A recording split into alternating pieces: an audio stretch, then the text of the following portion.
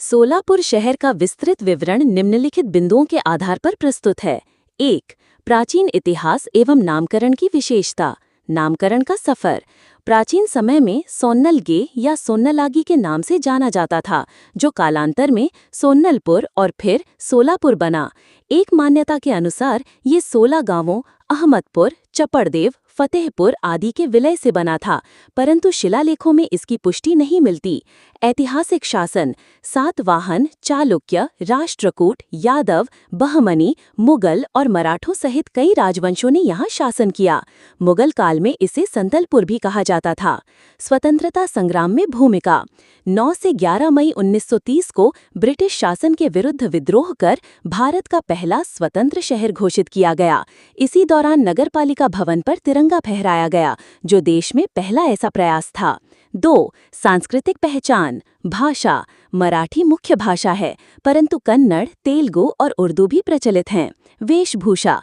पुरुष धोती कुर्ता और महिलाएं लुगड़े, साड़ी का स्थानीय रूप पहनती हैं। विशेष रूप से सोलापुरी चादरें विश्व प्रसिद्ध हैं। खान पान। सोलापुरी पूरी भाजी, मसालेदार सब्जी के साथ गहरी तली पूरी। भकरी, ज्वार बाजरे की रोटी, दही या चटनी के साथ। पंढरपुर के प्रसाद। विट्ठल मंदिर के खास व्यंजन जैसे पंढरपुरी मीठी पूरी। 3. 4 हुतात्माओं का महत्व। बलिदान की कहानी। 1930 में ब्रिटिश विरोधी आंदोलन के दौरान मल्लप्पा धनशेट्टी, जगन्नाथ शिंदे, कुर्बान हुसैन और किसन सारडा को झूठे आरोपों में फांसी दी गई। 12 जनवरी 1931। इनकी स्मृति में शहर के मुख्य चौक को हुतात्मा चौक नाम दिया गया और यहाँ पुतले स्थापित किए गए। विरासत। इस घटना के कारण सोलापुर को हुतात्माओं का शहर कहा जाता है। 4. गिरण गांव नामकरण और उद्योग पतन के कारण। कपड़ा उद्योग का उदय। 1887 में पहली कपड़ा mill Solapur spinning and weaving company स्थापित हुई। 20वीं सदी तक 50+ मिलों ने शहर को गिरण गांव यानी मिलों का शहर की पहचान दी। यहाँ के जकड़ चादर, तौलिए और सूती साड़ियाँ वैश्विक बाजारों में निर्यात होती थीं। पतन के कारण।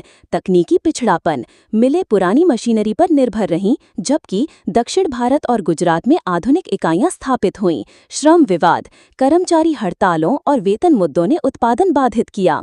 सरकारी नीतियों का अभाव।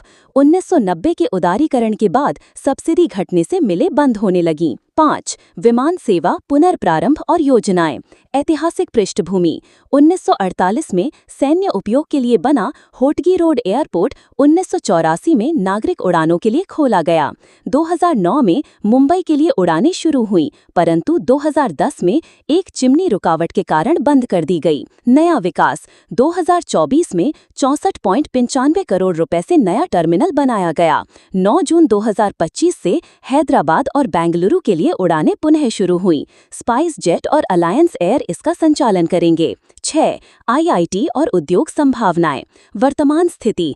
अभी तक कोई आईआईटी परिसर या शोध केंद्र सोलापुर में स्थापित नहीं हुआ है। संभावित क्षेत्र। कृषि प्रौद्योगिकी, प्याज, केला और अंगूर के प्रसंस्करण हेतु तकनीकी सहयोग। वस्त्र पुनरुद्धार, डिजिटल प्रिंटिंग और कच्चे माल की आपूर्ति श्रृंखला विकास के लिए आईआईटी संस्थानों से साझेदारी की संभावना।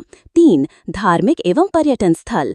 सिद्धेश्वर मंदिर। भीमा नदी के बीच 12वीं सदी में निर्मित हेमाड़पंथी शैली में बना ये शिव मंदिर प्राकृतिक सौंदर्य के लिए प्रसिद्ध है। श्रावण मास में यहाँ विशाल मेला लगता है। पंढरपुर। विट्ठल रुक्मिणी मंदिर के लिए प्रसिद्ध, जो सोलापुर से 74 किलोमीटर दूर है। हुतात्मा उद्यान। स्वतंत्रता सैनिकों की स्मृति में निर्मित, जहाँ सांस्कृतिक कार्यक्रम आयोजित होते हैं। निष्कर्ष। सोलापुर की पहचान ऐतिहासिक विरासत, वस्त्र उद्योग और सांस्कृतिक समृद्धि से है। हालांकि मिलों का पतन एक चुनौती रहा, परंतु स्मार्ट सिटी परियोजना और विमान सेवा पुनर्प्रारंभ से नए अवसर उभरे हैं। आईआईटी जैसे संस्थानों के आगमन से तकनीकी विकास को गति मिलने की उम्मीद है, जो स्थानीय उद्योगों को पुनर्जीवित कर सकता है। वीडियो अच्छा लगा तो सब्सक्राइब कीजिए, शेयर कीजिए, ज्यादा लोगों तक प्रचार कीजिए।